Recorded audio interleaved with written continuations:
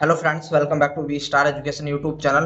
And दोस्तों, आज के इस लेक्चर में हम बात करेंगे आयन एक्सचेंज क्रोमेटोग्राफी के ऊपर। क्रोमेटोग्राफी की अराउंड 7 या फिर 8 क्लास है, तो एक बार आप पिछली क्लास से जाकर के जरूर देख लेना। ठीक है, तो देखो ऐसा भी यहाँ पर हम बात कर रहे हैं आयन एक्सचेंज क्रोमेटोग्राफी। जैसे कि आपको पता है, क्रोमेटोग्राफी का मतलब होता है कि किसी मिक्सचर में से डिजायर कंपाउंड को सेपरेट करना, यानी कि सेपरेशन प्रोसेस ही आपका क्रोमेटोग्राफी कहलाता है। यहाँ पर बात हो रही है आयन एक्सचेंज की। जो यहाँ पर सेपरेशन होगा वो यहाँ पर चार्ज के बेस पे होगा, वो यहाँ पर आपका चार्ज के बेस पे होता है।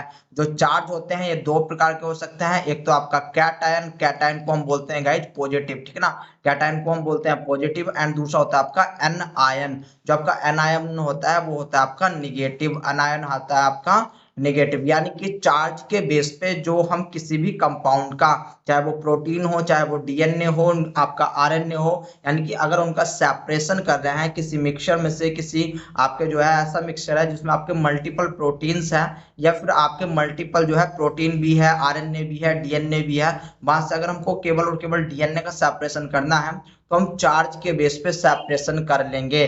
ठीक है ना, तो यही चीज आपकी कहलाती है आयन एक्सचेंज क्रोमेटोग्राफी, जहां पर हम चार्ज के बेस पर सेपरेशन करते हैं। आई बात समझ में? तो चलिए आइए इसको देख लेते हैं कि किस प्रकार से आयन एक्सचेंज क्रोमेटोग्राफी आपकी होती है, कौन कौन से इंस्ट्रूमेंटेशन होते हैं, ये सारी चीज देखेंगे गाइज। बट उससे पहले आपको कुछ टर्मिनोलॉजी क्लियर होनी चाहिए। टर्मिनोलॉजी कौन कौन सी क्लियर होनी चाहिए? आपको पता होना चाहिए जो आपका अनायन होता है, ये अनायन आपका निगेटिव चार्ज रखता है, अनायन आपका निगेटिव चार्ज रखता है। जबकि जो कैटायन होता है, कैटायन हमेशा आपका पॉजिटिव चार्ज रखता है। ठीक है ना, कैटायन आपका पॉजिटिव चार्ज रखता है। एक होता है आपका आइसो इलेक्ट्रिकल पॉइंट। ये आइसो इलेक्ट्रिकल पॉइंट ऐसा पॉइंट होता है जहां पर आपका जो चार्ज होता है वो न्यूट्रल होता है, यानी कि निगेटिव पॉजिटिव दोनों एक साथ होते हैं, जो कि एक दूसरे को आपका जो है काट देते हैं। एंड यहाँ पर जो चार्ज आएगा आपको न्यूट्रल चार्ज मिलेगा गाइस। यहाँ पर क्या मिलेगा? न्यूट्रल चार्ज मिलेगा। अगर अमाइनो एसिड में बात करें तो इसको हम ज्यूपिटर आयन के नाम से भी जानते हैं, जहां पर आपके पॉजिटिव निगेटिव दोनों चार्ज पाए जाते हैं। ठीक है ना, अब यहाँ पर क्या होता है, एक होता है आपका पीएच। पीएच यानी कि power of hydrogen, power of hydrogen.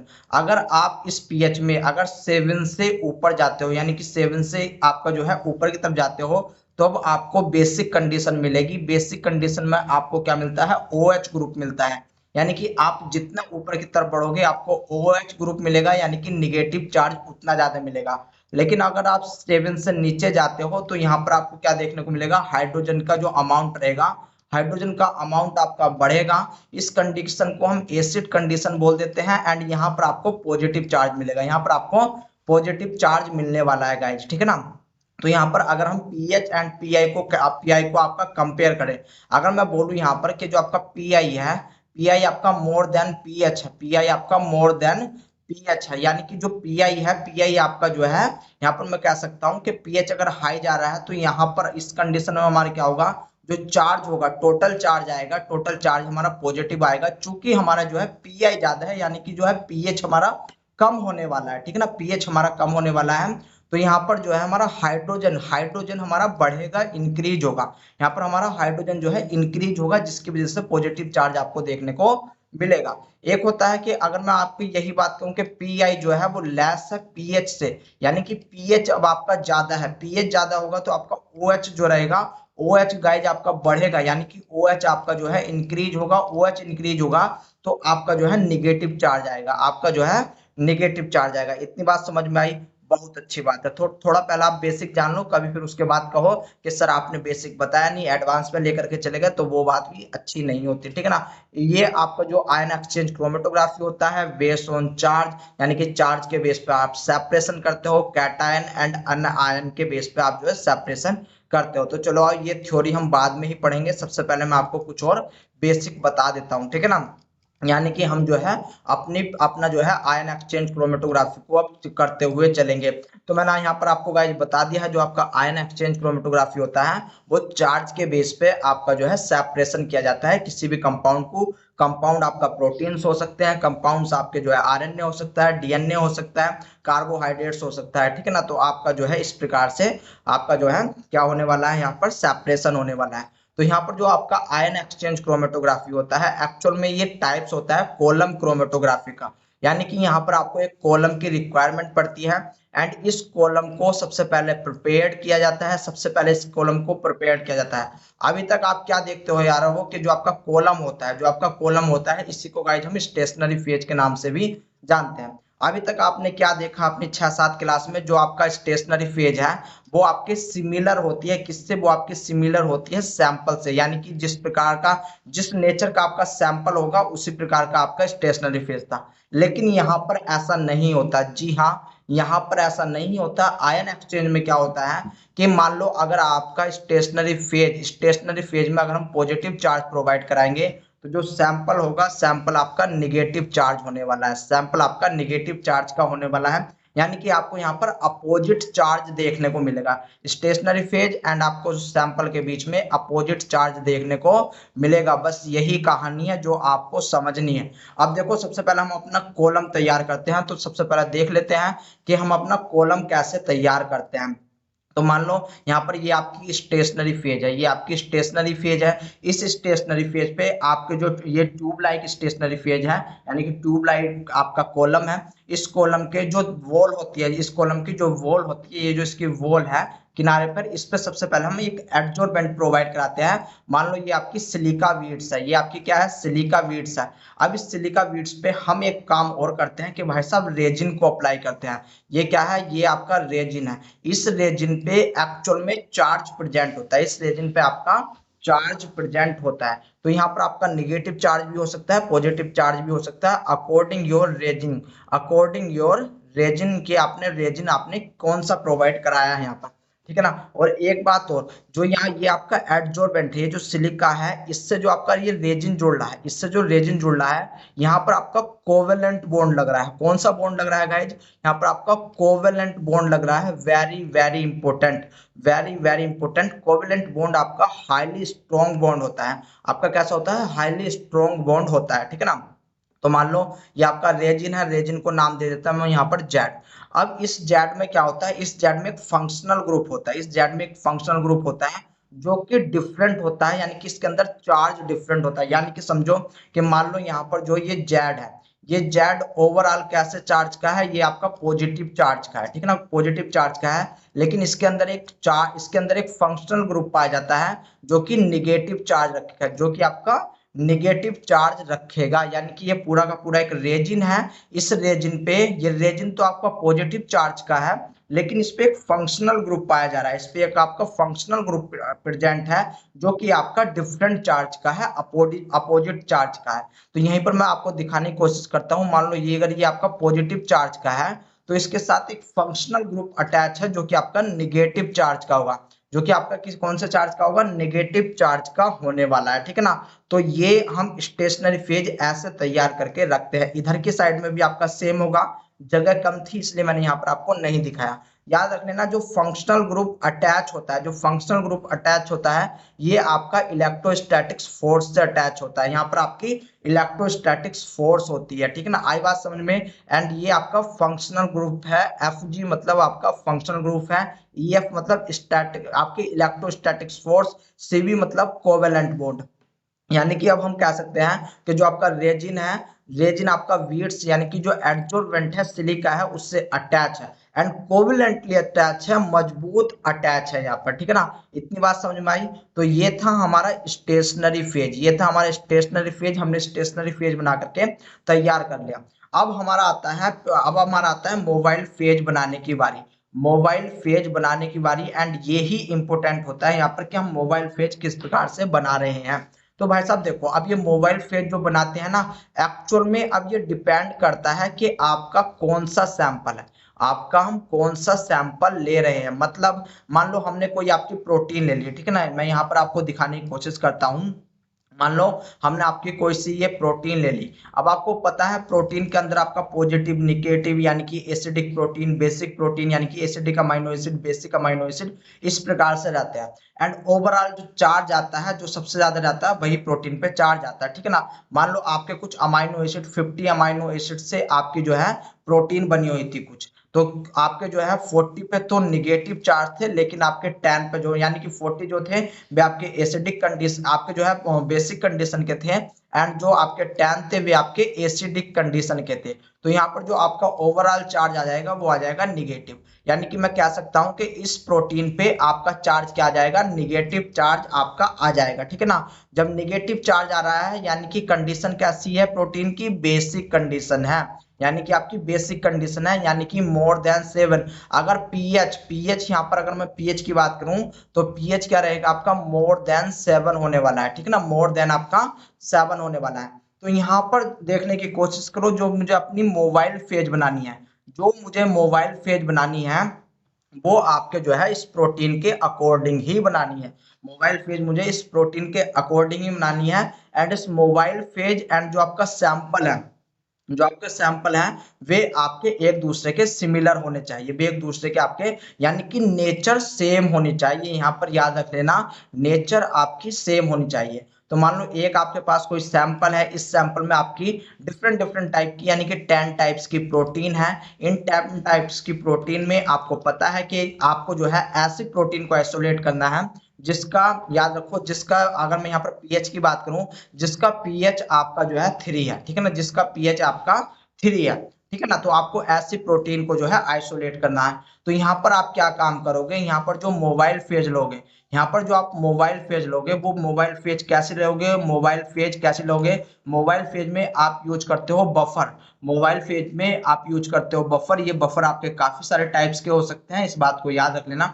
तो यहाँ पर आप बफर को किस प्रकार से प्रिपेयर करोगे, तो जो आपका पीआई होता है, जो आपका पीआई होता है वो यहाँ पर पीएच से ज्यादा है, ठीक है ना, पीएच से ज्यादा है, तभी आपका जो है पीएच 3 आ रहा है, तभी आपका पीएच यहाँ पर 3 आ रहा है। यानी कि यहाँ पर आप एक ऐसी मोबाइल फेज लोगे जिसका जो पीएच होगा वो कम होगा, जिसका पीएच आपका कम होगा, तभी यहाँ पर क्या होने वाला है कि यहाँ से आपकी जो है प्रोटीन को आइसोलेट किया जा सकता है, तभी यहाँ से आपके पीएच को, आपके प्रोटीन को जो है आइसोलेट किया जा सकता है। इतनी बात समझ में आई? अगर नहीं भी आई तो कोई दिक्कत वाली बात नहीं है, अभी आ जाएगी, ठीक है ना, अभी आ जाएगी आपकी समझ में। केवल ये तो आ गया ना कि स्टेशनरी फेज कैसे बनाते हैं, बहुत सही, आपको यही पता होना चाहिए था। देखो यहाँ पर हमने क्या बात की कि जो आपका स्टेशनरी फेज होता है अगर वो आपका पॉजिटिव चार्ज रखता है, स्टेशनरी फेज ये वाला जो फेज है, ये जो है, ये जो आपका मेन रेजिन है, अगर ये पॉजिटिव चार्ज रखता है तो सैंपल आपका निगेटिव चार्ज का होगा, सैंपल आपका निगेटिव चार्ज का होगा।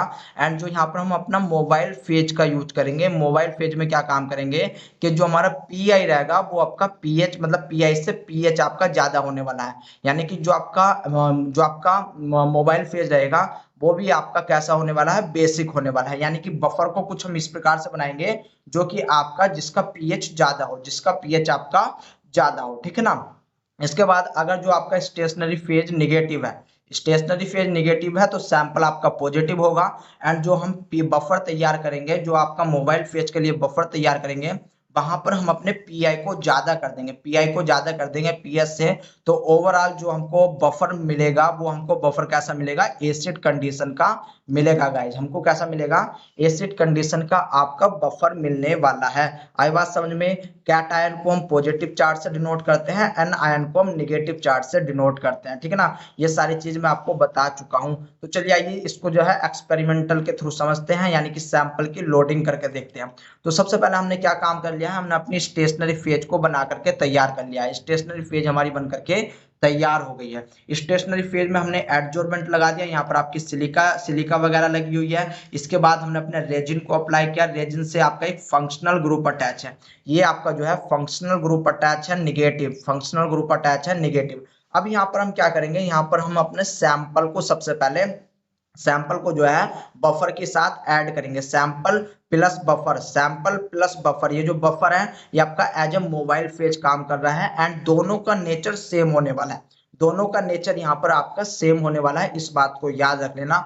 तो यहाँ पर हम जो है अपने सैंपल को बफर के साथ, यानी कि जो आपका मोबाइल फेज है उसके साथ यहाँ पर लोड कर रहे हैं। उसके साथ यहाँ पर लोड कर रहे हैं। तो लोड करने में क्या हो रहा है, मान लो ये आपका जो है पॉजिटिव चार्ज का था, स्टेशनरी फेज आपका पॉजिटिव चार्ज का था, एंड यहाँ पर आपका जो है इस पॉजिटिव चार्ज से एक फंक्शनल ग्रुप लगा हुआ है जो कि निगेटिव चार्ज का है, एंड यहाँ पर जो आपका बॉन्ड बनेगा वो आपका इलेक्ट्रोस्टैटिक्स बॉन्ड बन रहा है, जो कि एक वीक बॉन्ड है, जो कि एक वीक बॉन्ड है। अब इसके बाद क्या करा कि हमने जो है सैंपल अप्लाई कर दिया बफर के साथ। तो यहाँ पर जैसे जैसे आपका याद रखो, जैसे जैसे आपका जो है सैंपल आएगा, यहाँ पर जो हम लोडिंग करते हैं, सैंपल की लोडिंग करती है बहुत ज्यादा स्लो बेस पे करते हैं।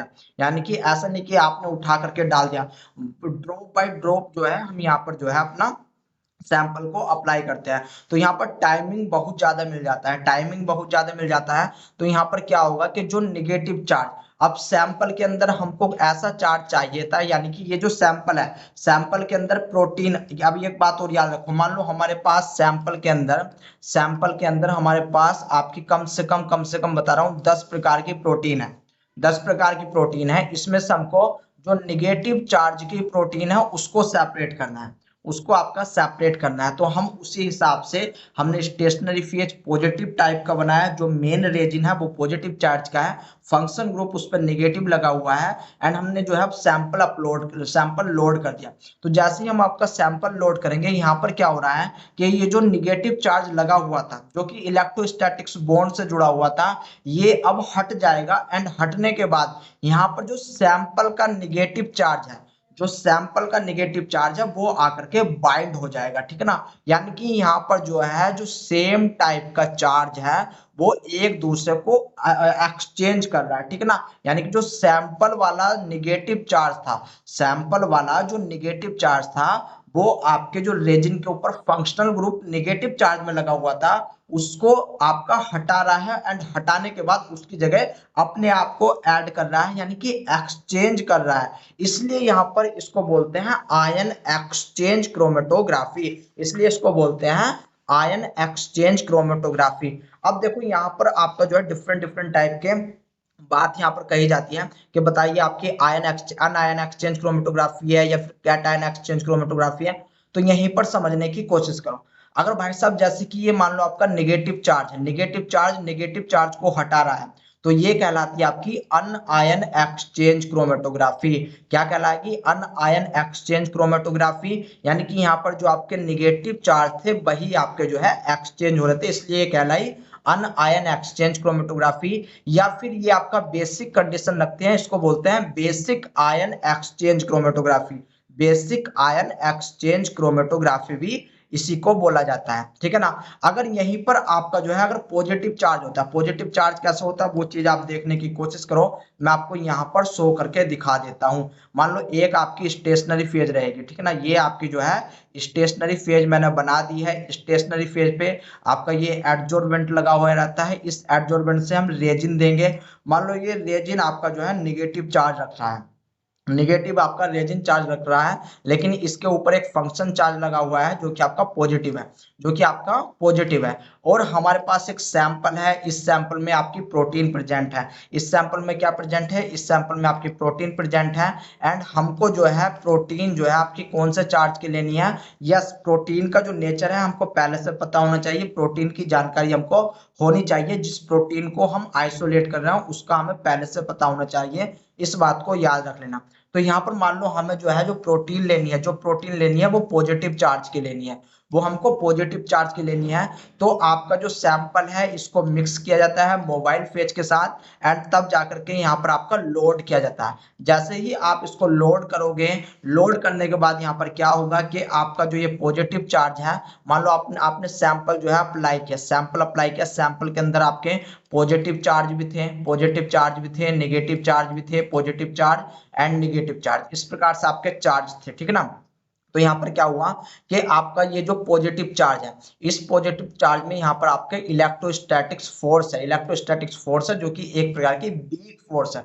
तो यहाँ पर क्या होगा कि जैसे ही आपका पॉजिटिव चार्ज अंदर आएगा, जैसे ही स्टेशनरी फेज में अंदर आएगा, यहाँ पर जो पॉजिटिव चार्ज आपकी कम कम एनर्जी के साथ जुड़ा हुआ है, इसको रिमूव कर देगा, इसको हटा देगा, इसको एक्सचेंज करके अपने आप जुड़ जाएगा। यानी कि यहाँ पर क्या होने वाला है, ये पॉजिटिव चार्ज जो है ये हटेगा एंड हटने के बाद यहाँ पर जो क्या आने वाला है, यहाँ पर आपका ये वाला पॉजिटिव चार्ज यानी कि जो सैंपल वाला पॉजिटिव चार्ज है वो आकर के यहाँ पर अटैच हो जाएगा, वो आकर के यहाँ पर अटैच हो जाएगा। और ये जो यहाँ पर आपका इस फंक्शनल ग्रुप लगा हुआ था रेजिन के साथ, वो आपका बाहर आ जाएगा, वो आपका बाहर आने वाला है, ठीक है ना। तो यहाँ पर क्या हो रहा है कि आपका जो चेंज हुआ है, जो एक्सचेंज हुआ है, वो पॉजिटिव पॉजिटिव चार्ज के बीच में हुआ है, इसलिए इसको बोलते हैं कैट आयन। इसलिए इसको क्या बोलते हैं, cation exchange chromatography, cation exchange chromatography. और आपको पता है जो पॉजिटिव चार्ज है यानी कि एसिड कंडीशन है,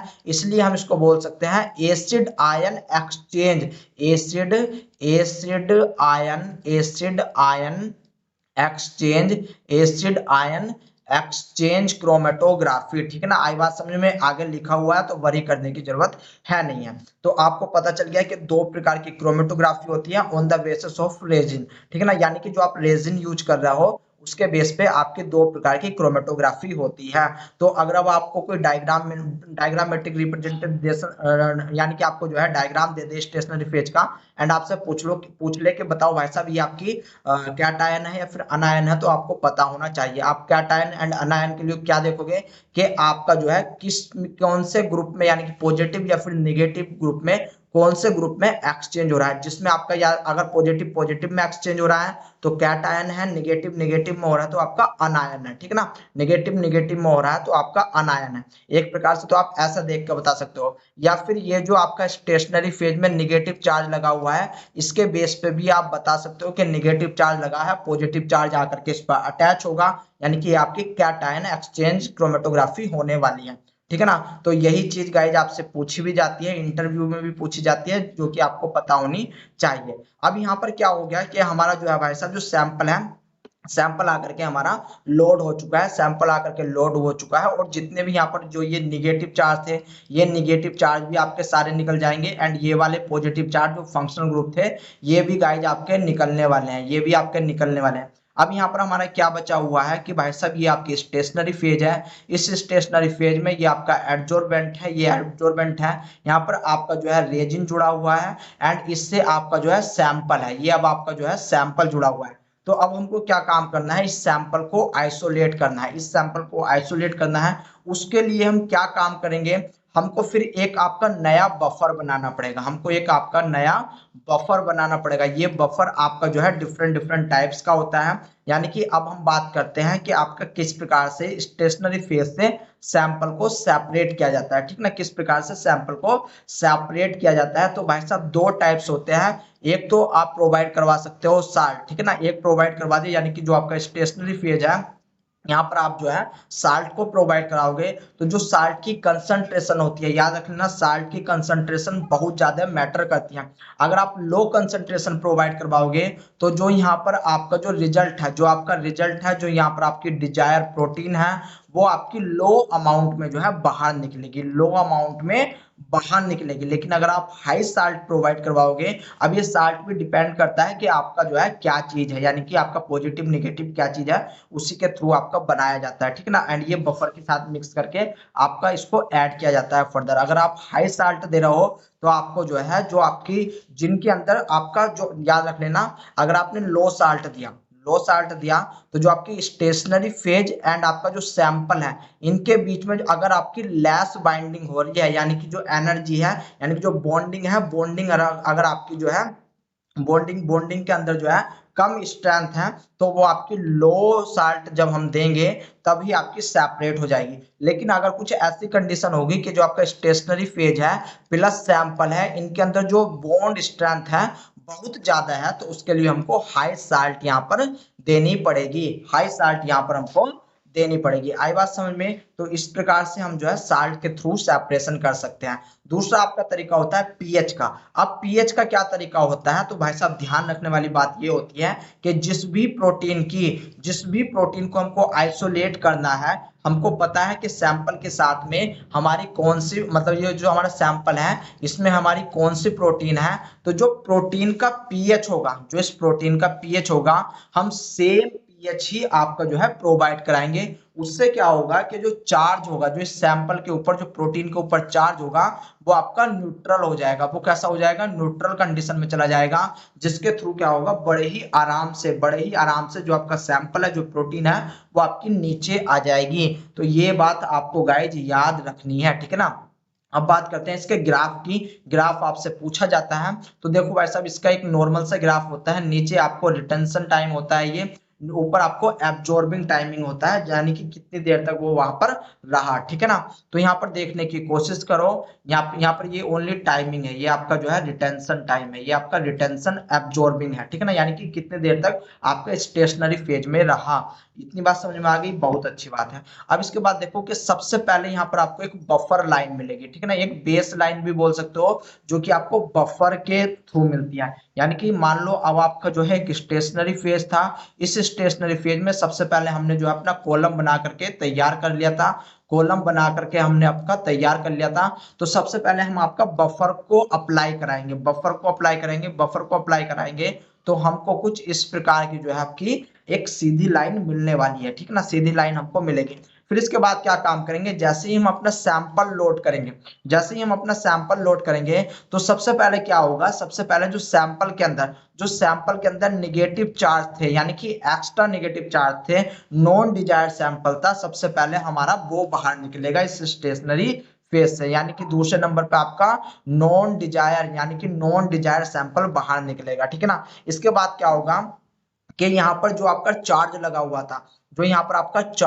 हुआ था, यानी कि पॉजिटिव चार्ज ही लगा हुआ था, पॉजिटिव चार्ज के बीच में ही तो आपका जो है रिपल्सन हो रहा है, एक दूसरे को से एक्सचेंज कर रहे हैं, तो आपको वो मिलने वाला है, यानी कि यहाँ पर आपको लेस स्पेसिफिक सैंपल मिलेगा। यहाँ पर आपका जो सैंपल होगा वो आपका लेस स्पेसिफिक सैंपल होने वाला है। फिर आपको मीडियम स्पेसिफिक सैंपल मिलेगा, एंड देन आपको अपना डिजायर यानी कि हाई स्पेसिफिक सैंपल मिलने वाला है। याद रख लेना, अगर आप इधर की साइड में बढ़ोगे तो आपको स्पेसिफिसिटी बढ़ती चली जाएगी, यानी कि जो सबसे लास्ट में ग्राफ आएगा वो आपका मेनली जो होगा वही आपका जो है डिजायर सैंपल होने वाला है। याद रख लेना, आपका मेनली डिजायर सैंपल होने वाला है, वही आपका बीआईपी की तरह काम करेगा, वही गाइज आपका बीआईपी की तरह काम करने वाला है, ठीक है ना। अब यहाँ पर देखो पीएच की रेंज दी गई है कि अगर आपका 7, यहाँ पर याद रख लेना ये आपका 7 है, 7 से इधर की साइड में जाओगे हाइड्रोजन ग्रुप बढ़ता हुआ चला जाएगा, यानी कि कंडीशन आपकी एसिड कंडीशन रहेगी, ठीक है ना, एसिड कंडीशन रहेगी। अगर आप इधर की साइड में जाओगे OH निगेटिव बढ़ेगा, OH आपका निगेटिव बढ़ेगा, एंड यहाँ पर जो कंडीशन रहेगी वो कैसी होने वाली है आपकी, वो यहाँ पर बेसिक कंडीशन में गिना जाएगा ये, ठीक है ना। इतनी बात समझ में आई। तो यही था आपका आयन एक्सचेंज क्रोमेटोग्राफी। जो कुछ मैंने पढ़ाया है वो सारा का सारा यहाँ पर लिखा हुआ है। अब चाहे तो मैं इसको लाइन वाइज लाइन पढ़ा दूं आपको, या फिर आप खुद पढ़ सकते हो। देखो यहाँ पर जो कैटायन एक्सचेंजर है, आल्सो कॉल्ड एसिडिक आयन, क्योंकि कैटायन क्या होता है आपका पॉजिटिव चार्ज, यहाँ पर आपका पॉजिटिव चार्ज एक दूसरे को एक्सचेंज करेंगे।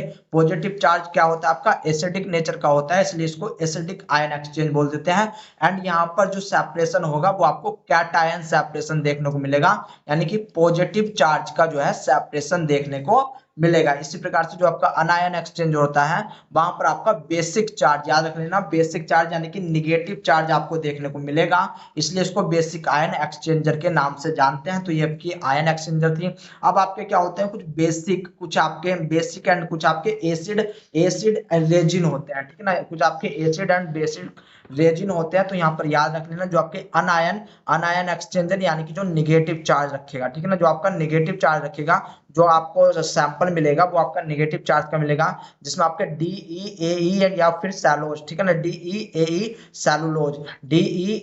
सैलुलोज। यहाँ पर अगर आपको डीएनए को आइसोलेट करना हो, डीएनए के ऊपर क्या होता है, डीएनए के ऊपर फॉस्फेट के कारण निगेटिव चार्ज होता है, तो DEAE के थ्रू आप जो है डीएनए को आइसोलेट कर सकते हो, ठीक है ना। आपका जो है और भी है, जैसे कि QAE सेफेडेक्स है एंड क्यू सेफेरोज है, ठीक है ना। तो इनके थ्रू आप डिफरेंट डिफरेंट टाइप के अपने सैंपल को आइसोलेट कर सकते हो। यहाँ पर जो कैटायन है, कैटायन यानी कि पॉजिटिव जो आपका चार्ज है, जो आपका पॉजिटिव चार्ज है उसको आप सेपरेट करने वाले हो, उसका आप जो है सेपरेशन करोगे। यहाँ पर आपसे पूछा भी जाता है सीएम सेलुलोज के बारे में। यहाँ पर जो आपका सीएम होता है ये होता है आपका कार्बोक्सी मिथाइल।